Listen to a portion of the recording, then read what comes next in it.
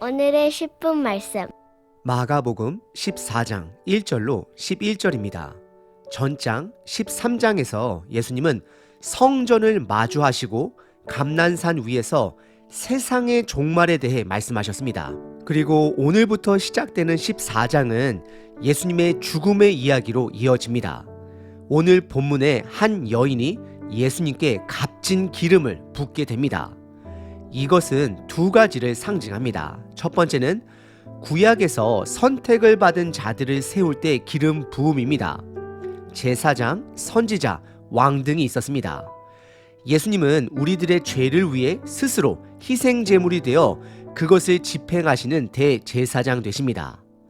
두 번째, 향유는 고대 이스라엘 장례식 때에 자주 사용되어지는 값진 용품입니다. 그래서 오늘 본문 예수님께서는 그녀의 행동을 본인의 장례식으로 연결하고 있습니다.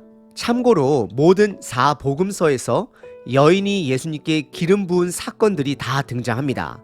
마태, 마가, 요한복음은 동일한 인물인 죽었다 살아난 나사로의 누이 마리아입니다. 하지만 누가복음에서 등장하는 여인은 갈릴리 지역에서 사는 다른 여인입니다.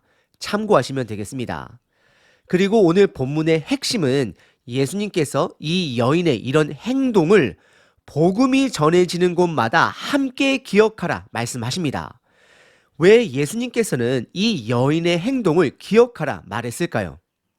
왜냐하면 이 여인의 행동이 바로 예수님의 죽음과 연결되어져 있기 때문입니다. 오늘 본문 제자들은 이 여인의 행동을 낭비로 봅니다. 하지만 예수님은 그녀를 칭찬하시며 예수님이 우리를 향한 죽음은 낭비가 아닌 사랑의 헌신임을 강조하십니다. 오늘 본문을 통해 우리를 위해 모든 것을 낭비하신 예수님의 복음의 값어치를 기억하시고 그 값어치에 맞게 살아내시는 저와 여러분 되시길 바랍니다. 오늘 본문은 샌드위치 구조를 갖고 있습니다. 크게 세 부분으로 나눌 수 있습니다. 첫 번째와 마지막 부분은 종교 지도자들이 예수님을 죽일 방법을 찾고 마지막에는 찾아냅니다. 그리고 중간에 있는 두 번째 부분은 한 여인이 예수님 머리에 향유를 붓게 됩니다. 첫 번째 부분은 예수님을 죽일 방도를 찾고 있는 종교 지도자들입니다. 참고로 예수님을 죽이고자 하는 그 시작은 마가복음 3장서부터 시작이 됩니다. 안식일 사건 때부터 종교 지도자들은 예수님을 죽이려 했습니다. 그리고 성전 안에서 예수님의 가르침으로 그들의 자존심은 매우 상한 상태입니다. 그래서 그들은 예수님을 죽이기로 결정을 합니다. 1절과 2절입니다. 이틀이 지나면 유월절과 무교절이라 대제사장들과 서기관들이 예수를 흉계로 잡아 죽일 방도를 구하며 2절 이르되 밀란이 날까 하노니 명절에는 하지 말자 하더라 라고 기록합니다.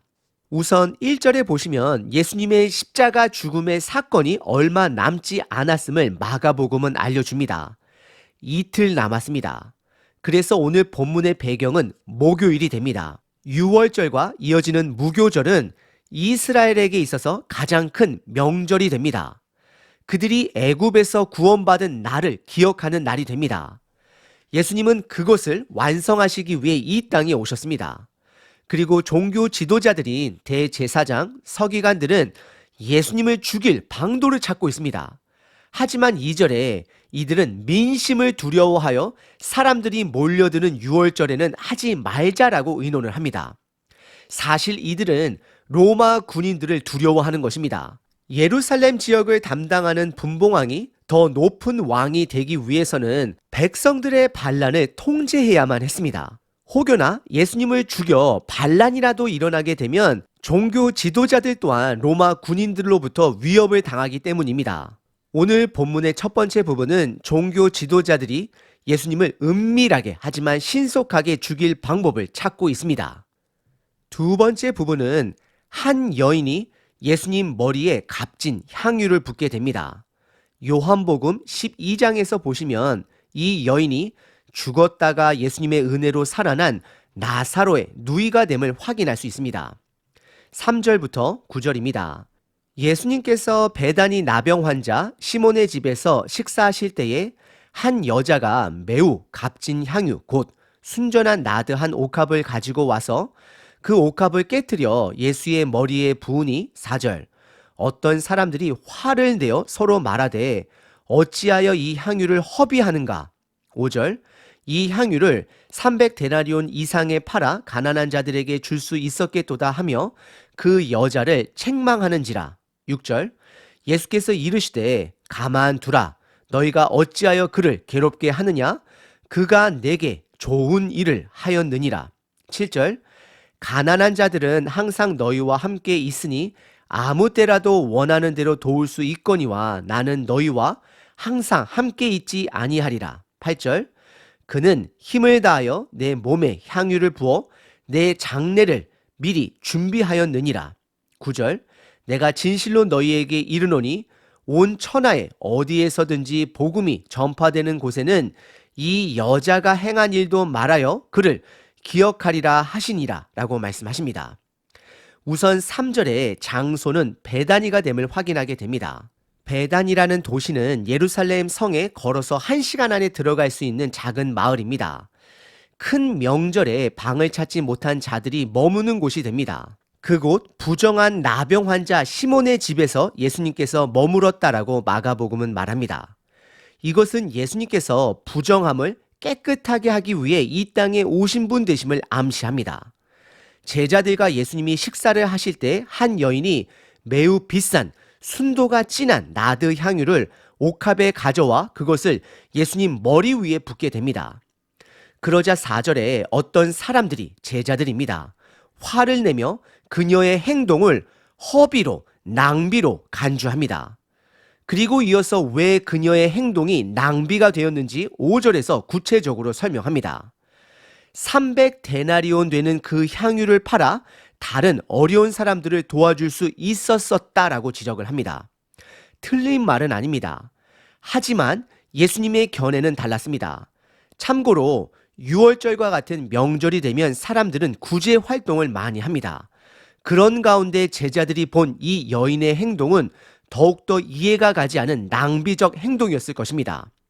하지만 6절에 예수님은 여인을 향한 책망을 멈추게 하십니다. 그리고 예수님은 그녀의 이런 행동이 나에게는 좋은 행동이다라고 선언하십니다. 그리고 7절에 가난한 사람들은 너희와 항상 함께 있지만 예수님 본인은 항상 너희와 함께 있지 않을 것을 말씀하십니다. 본인의 죽음이 가까이 다가오고 있음을 제자들에게 다시 한번 말씀하는 것입니다. 그리고 그것을 이해하지 못하는 제자를 향하여 8절에 보시면 보다 선명하게 이 여인의 행동이 나의 장례를 위해 힘을 다해 드린 헌신임을 준비한 것이 됨을 강조하십니다. 성경은 이 마리아가 예수님의 죽음을 이해하고 이런 행동을 했는지 명확하게 말하고 있지는 않습니다. 다만 예수님께서 이 여인의 이런 헌신적 행동을 본인의 장례를 준비하기 위함이다라고 해석해 주십니다. 하지만 저는 개인적으로 마리아가 예수님의 죽음을 미리 알았다라고 보게 됩니다. 왜냐하면 마리아가 오빠던 남동생이던 나사로가 죽었다가 살아나는 과정 속에 예수님은 죽음까지 이기시는 분이심을 경험하였고 확신했습니다. 그래서 예수님의 말씀을 발 아래서 듣기 좋아했던 마리아가 예수님의 고난, 죽음, 부활의 말씀을 들었을 때에 그것을 실질적으로 받아들인 것으로 봅니다. 그래서 제자들의 태도와 이 여인의 태도가 대조가 됨을 드러냅니다. 제자들은 여전히 예수님을 통해 높은 자리를 차지하려고 하지만 이 여인은 예수님의 죽음을 준비한 여인이 되는 것입니다. 하지만 중요한 것은 예수님께서 이 여인의 이런 행동을 예수님의 죽음을 준비하는 장례 절차로 여겨주셨다라는 것입니다. 그래서 예수님은 9절에 내가 진실로라고 말씀을 하시며 이 여인의 행한 일을 복음이 전파되는 곳에서 함께 나누라라고 말씀하십니다. 혹시 여러분들 복음을 나누실 때에 이 여인의 이야기를 온전히 이해하시고 나누시는 저와 여러분 되시길 바랍니다. 왜냐하면 그녀의 이런 행동은 예수님의 죽음과 연관이 되어 있기 때문입니다. 예수님의 죽음은 낭비된 죽음이 아닙니다. 한국 속담에 보시면 머리가 검은 짐승은 거두지 말라라는 속담이 있습니다. 사람은 받은 은혜를 쉽게 잊어버림을 말하고 있습니다. 하지만 예수님은 우리가 죄인 되었을 때에 먼저 그분의 모든 것을 희생하셨습니다. 다 바치셨습니다. 우리를 위해 낭비하신 예수님의 복음의 값어치를 반드시 기억하셔야 합니다. 오늘 본문의 두 번째 부분은 한 여인이 예수님께 값진 향유를 다 부은 사건입니다. 세 번째 부분은 예수님을 죽일 방도를 찾은 종교 지도자들입니다. 10절, 11절입니다. 12 중에 하나인 가룟 유다가 예수를 넘겨주려고 대제사장들에게 감해 11절. 그들이 듣고 기뻐하여 돈을 주기로 약속하니 유다가 예수를 어떻게 넘겨줄까 하고 그 기회를 찾더라 라고 기록합니다. 예수님이 직접 선택한 12 제자 중 가룟 유다가 예수님을 넘겨주기 위해 종교 지도자들을 찾아갑니다. 그리고 그들은 이런 유다의 방문을 매우 기쁘게 받아들입니다. 그리고 가룟 유다는 은 30을 받게 됩니다. 가룟 유다는 예수님이 군중들과 떨어져 있을 때 민심을 자극하지 않고 예수님을 제거할 수 있는 기회를 엿보게 됩니다. 예수님을 향한 핍박은 외부인 종교 지도자들과 내부인 가룟 유다를 통해 오고 있습니다. 오늘 본문의 세 번째 부분은 예수님을 죽일 방도를 찾고 있는 종교 지도자들입니다. 오늘 본문 예수님께서는 한 여인의 행동을 복음이 전해지는 곳마다 함께 전하라 라고 말씀하십니다. 왜냐하면 그녀의 이런 전적인 헌신이 예수님이 우리를 향한 전적인 죽음을 상징하고 있기 때문입니다.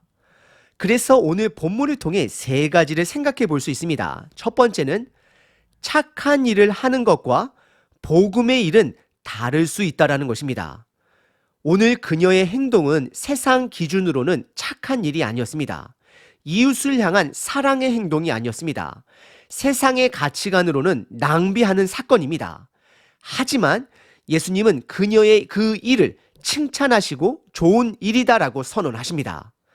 그녀가 한 행동은 복음의 핵심인 예수님의 죽음을 준비하는 일이었습니다. 복음은 단지 예수님을 믿고 나중에 천국 가는 그런 천국행 티켓을 구매하는 일이 아닙니다. 복음은 나의 주인 되신 예수님으로 인해 내 가치관이 변화를 받는 것입니다. 단지 선한 행동을 하는 것이 아니라 사람이 해결할 수 없는 우리들의 죄가 해결되는 것이고 복음의 가치관으로 세상을 살아가는 것입니다. 그리고 두 번째 생각해 볼 점은 그녀는 예수님의 죽음을 준비한 자가 된다는 것입니다. 그녀는 예수님의 죽음에 미리 동참한 자가 됩니다. 그리스도인들에게 있어서 고난은 삶의 일부분이 됨을 말씀합니다. 내 삶에 있는 고난을 받아들여야 합니다. 단 그 고난이 복음으로 인해 예수님으로 인해 값진 고난이 되어야 합니다.